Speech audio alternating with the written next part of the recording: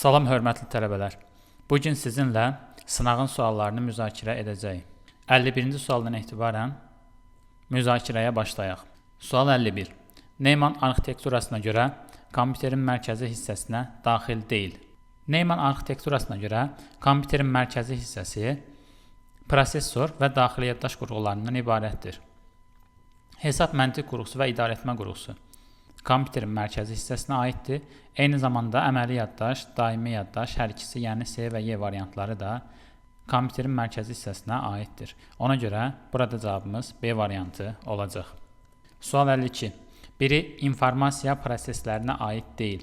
Ümumiyyətlə, informasiya prosesləri dedikdə informasiyanın toplanması, informasiyanın saxlanması, informasiyanın emalı, informasiyanın ötürülməsi başa düşülür. Gördüyünüz kimi burada informasiyanın toplanması, saxlanması, ötürülməsi və emalı A, B, S, Y variantlarından göstərilmişdir. Analoq isə informasiya proseslərinə aid deyil. Ona görə cavab D variantı. 53. 124 onluq ədəddir və onu 16-lıq say sistemində ifadə etmək tələb olunur. Bu məsələni həll etmək üçün alt-alta bölmə qaydasından istifadə edəcəyik. Yəni 124 bölünsün 16. 7 dəfə 7 vur 6. 42. 4 yadda 7, 4 yadda 11. Alt-alta çıxsaq 2, 1. Beləliklə 16-lıq say sistemində 12-ni C əvəz etdiyinə görə tərsinə yazmaq qaydasından istifadə etsək 124 onluq ədəd bərabərdir 7C 16-lıq alarıq. Davam edək. 54. Plug and play texnologiyası əsasında işləyən əməliyyat sistemi hansıdır?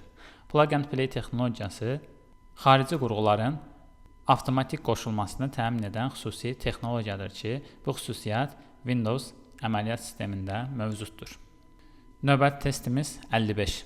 Hansısa mənbəyə əsaslanmayan informasiyadır. Əgər informasiya hansısa mənbəyə əsaslanırsa, bu informasiya doğru informasiyadır. Mənbəyə əsaslanmayan informasiya isə doğru olmayan informasiya hesab edilir. Test 56. Fərdi kompüterlərin kəşfi informasiya sıçrayışı sayılır. Ümumiyyətlə, yadda saxlamaq lazımdır.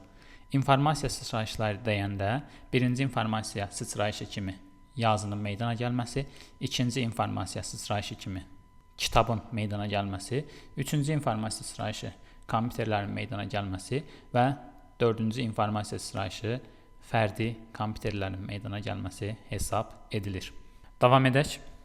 3 megabaytlıq səs faylı, 200 kilobaytlıq şəkil faylı və 2048 baytlıq mətin faylı birlikdə yaddaşda neçə kilobayt yer tutar? İndi bu məsələni hesablayaq.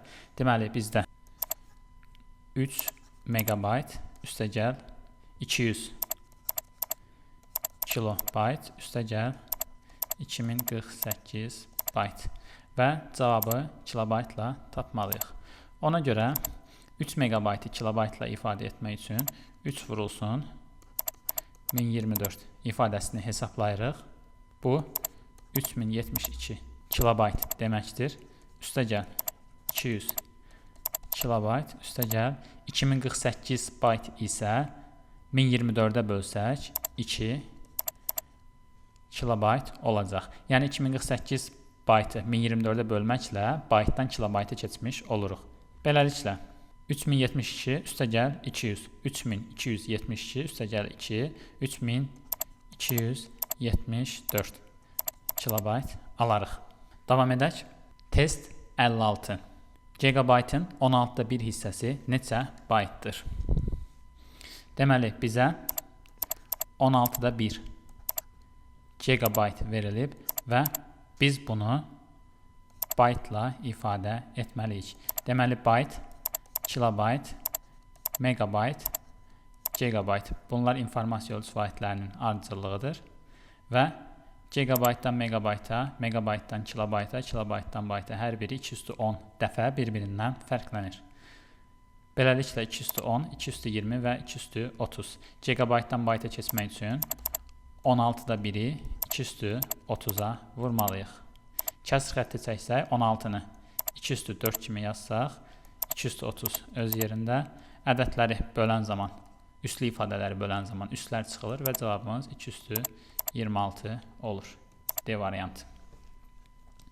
Növbəti testimiz 10 vurulsun 10 sayda nöqtədən ibarət olan 256 rəngli şəkil üçün yaddaşda nə qədər sahə ayrılır? Deməli, bu tip məsələləri həll etmək üçün əvvəlcə təsviri təşkil edən nöqtələrin ümumi sayını tapırıq. 10 vurulsun 10 bərabərdir 100. Deməli, nöqtələrin ümumi sayı 100-ə bərabərdir. Əgər təsvirdə 256 rəng çaları mövcuddursa, bu o deməkdir ki, 256 2 üstü 8 olduğuna görə hər bir nöqtə 8 bitlə kodlaşdırılıb. Beləliklə, təsvirin hər bir nöqtəsi 8 bitlə kodlaşdırıldığına görə 100 vurulsun 8 bərabərdir 800 bit alarıq. Cavablar baytla verilib, biti 8-ə bölməklə 100 bayt alacaq. Beləliklə, cavab B variantı. Test 60. İkilik ədədinin yaddaşda tutduğu sahə nə qədərdir? Yadda saxlayırıq. Hər bir ikilik ədəd yaddaşda 1 bit yer tutur. 0 və 1-ləri saysaq, görərik ki, onların sayı 16-ya bərabərdir. Yəni, bu ifadə, bu ikilik ədəd yaddaşda 16 bit, başqa sözlə 2 bayt yer tutur. Cavab B.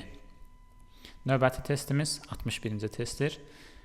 Neçənci nəsil kompüterlərdə element bazası elektron lampalar idi. İlk yaranan kompüter ENIAC hesab olunur və ENIAC birinci nəslin başlanğıcıdır. ENIAC-da və birinci nəslə aid olan digər kompüterlərdə element bazası olaraq elektron lampalardan istifadə edilirdi. Ona görə cavab A. Test 62. Əgər Unicode ilə yığılmış elektron sənədin hər bir səhifəsində 16 sətir varsa və hər sətirdə 128 simvol yerləşərsə, onda 80 KB həcmli sənədin neçə səhifəsi olar? Bu tip məsələləri həll etmək üçün əvvəlcə sətir və simvolları bir-birinə vuraraq, yəni 16 vurulsun 128. Bir səhifənin üzərində yerləşən simvolların sayını tapırıq. Daha sonra istifadə olunan sistem Unicode sistemi olduğuna görə və Unicode-da hər bir simvol yaddaşda 2 bayt yer tutduğuna görə aldığımız ifadəni yenidən 2-yə vururuq. Beləliklə, bir səhifədə yerləşən mətnin həcmini baytla tapmış oluruq. Və ümumi həcm 80 kilobaytdır. Bizdən sənədin səhifələri soruşulur. Tutaq ki, x ədəd səhifə var və aldığımız ifadəni x-ə vurmaqla 80 kilobayt almış oluruq.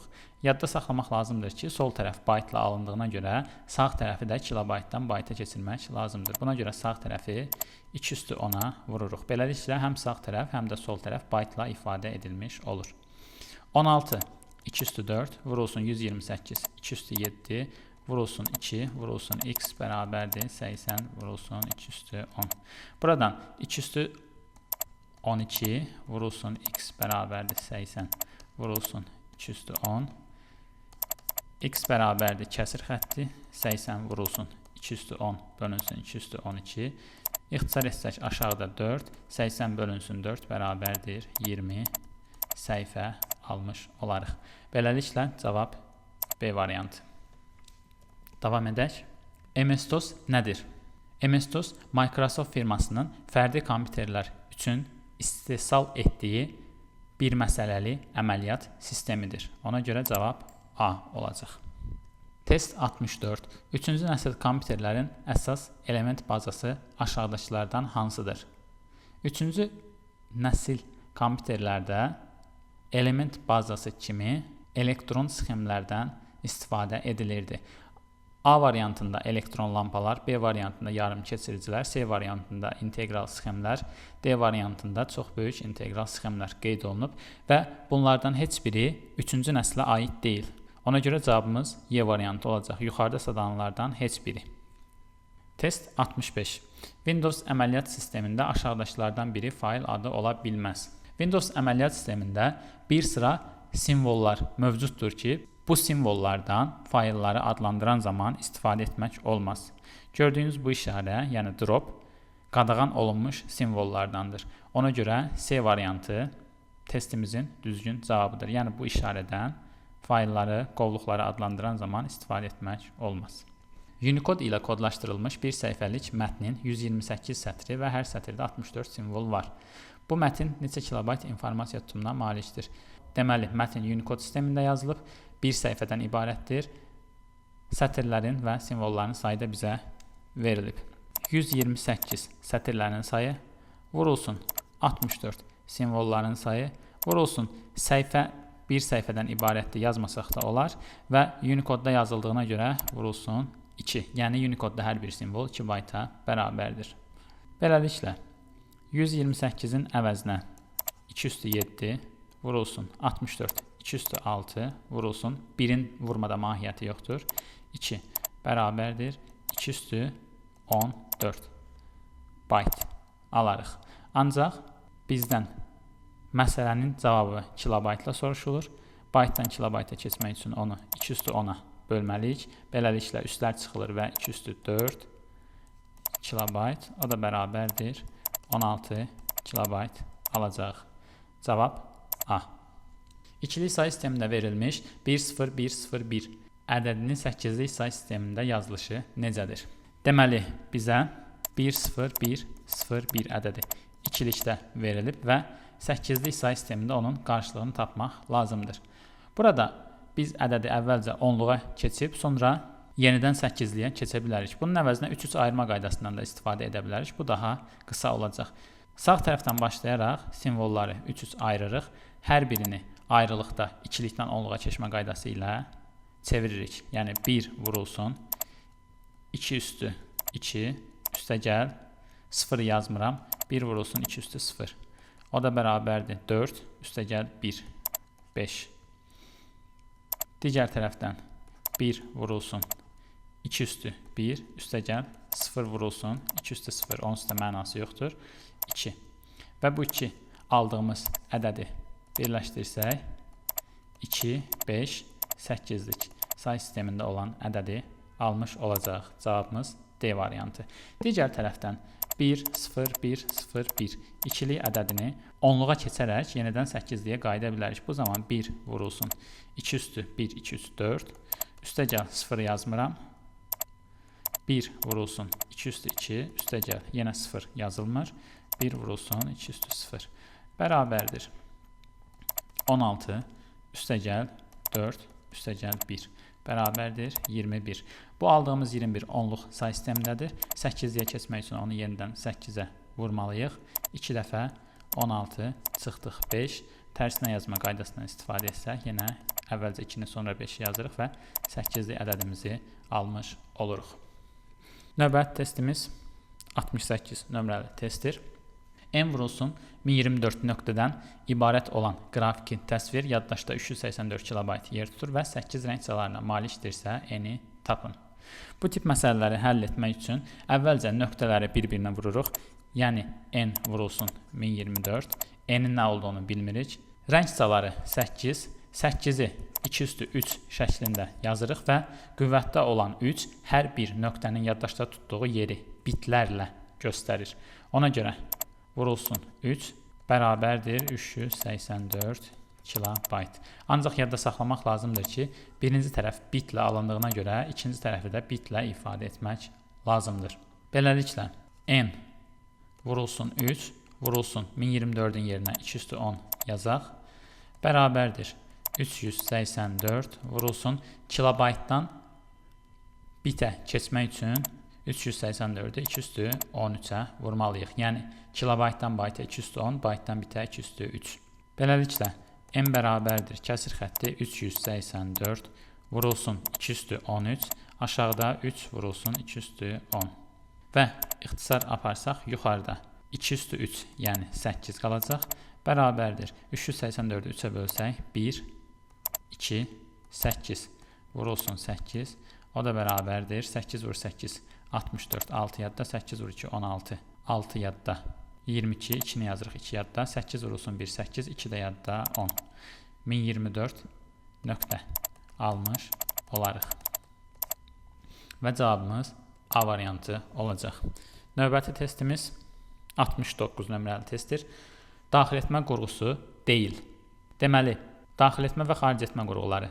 Əgər məlumatı kompüterə daxil etmək üçün bu qurğudan istifadə ediriksə, bu daxil etmə qurğusudur. Əksinə, kompüterdən məlumatı xaric etmək üçün istifadə ediriksə, bu xaric etmə qurğusudur. Biz daxil etmə qurğusu olmayanı axtarırıq.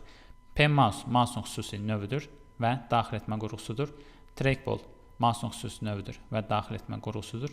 Digitizer xüsusi qurğudur ki, məlumatları kompüterə daxil etmək üçün istifadə edilir. Mikrofon səsimizi kompüterə daxil etmək üçün istifadə edilir. Plotter isə iri həcmli çap qurğusudur. Adətən reklam firmalarında istifadə edilir və məqsəd böyük həcmli, iri həcmli çap işlərinin həyata keçirilməsidir. 70. Klaviaturanın print screen düyməsi nə üçün istifadə edilir? Bu düymə vasitəsilə biz ekranda əks etdirilən görüntünü şəkil kimi əldə edə bilərik. Yəni, həmin düymədən ekranın üzünü köçürmək üçün, başqa sözlə, ekrandakı təsvirin şəklini çəkmək üçün istifadə edə bilərik. Açıq suallarımıza keçid alırıq. 71. Keş yaddaşın neçə səviyyəsi var? Keş yaddaş yadda saxlamaq lazımdır. 2 səviyyədən ibarətdir. Bunlar birinci və ikinci səviyyəli keş yaddaşlardır. 72. E-maillə məlumatların göndərilməsinə aiddir. Deməli, elektron postla məlumatların göndərilməsinə hansılarının aid olduğu bizdən soruşulur. İnformasiyanın toplanması, informasiyanın qəbulu, informasiyanın ötürülməsi, informasiyanın emalı, informasiyanın istifadəsi. Elektron postun əsas xüsusiyyəti nədən ibarətdir? Biz elektron post vasitəsilə ya məlumatları göndəririk, ya da bizə göndərilmiş məlumatları qəbul edirik. Ona görə cavabımız 2 və 3 olacaq. İnformasiyanın qəbulu və informasiyanın ötürülməsi. Növbəti testimiz 73 nömrəli testdir. 16-lıq sayı sistemindəki FFF ədədi 8-lik sayı sistemində nəyə bərabərdir? Deməli, bizə 16-lıq ədəd verilib və bunu 8-likdə ifadə etmək lazımdır. Təbii ki, 16-lıqdan 10-luğa keçmək, daha sonra 10-luq ədədi əvvəlki testimizdə də etdiyimiz kimi 8-ə bölməklə cavabı ala bilərik. Ancaq başqa daha asan bir yolla da istifadə etmək olar. Beləliklə, 16-lıq sayı sistemindəki F 15-i əvəz edir. 15-in ikilikdəki qarşılığı 1, 1, 1, 1 şəklindədir. Digər F də eyni qayda ilə 4 dənə 1-dən ibarətdir. Yəni, onun da qarşılığı 4, 1-dir. Və beləliklə biz FFF 16-lıq ədədini ikilikdə göstərmiş olduq. İkilikdən 8-liyə keçən zaman sağdan başlayaraq 3-3 ayırma qaydasından istifadə edirik və 3 dənə 1 8-lik sayı sistemində 7-ni əvəz edir. Ona görə hər üçlüyün əvəzinə 7 yazarıq. Deməli, açıq sualımızın cavabı 7, 7, 7, 7 8-lik sayı sistemində olacaq. 74 nömrəli testimiz. Hansılar alqoritmin xassəsi deyil? Diskretlik, xəttilik, müəyyənlik, kütləvilik. Yadda saxlamaq lazımdır ki, xətti, dövrü və budaqlanan. Bunlar alqoritmin növlərinə aiddir. Ona görə 2 bizə aid deyil. Yəni, 2 alqoritmin xassəsi deyil, növüdür. Beləliklə cavabımız diskretlik, müəyyənlik və kütləvilik olacaq. 1, 3, 4. Sonuncu testimiz. Hansı proqram təminatı Microsoft Office paketinin tərkibinə daxildir? Gördüyünüz kimi SQL Server, Prompt, Visual Fox Pro və PowerPoint göstərilib. Bunlardan ancaq biri, yəni PowerPoint, Microsoft Office paketinin tərkibinə daxildir. Beləliklə, sınağın suallarını yekunlaşdırdıq. Sağ olun.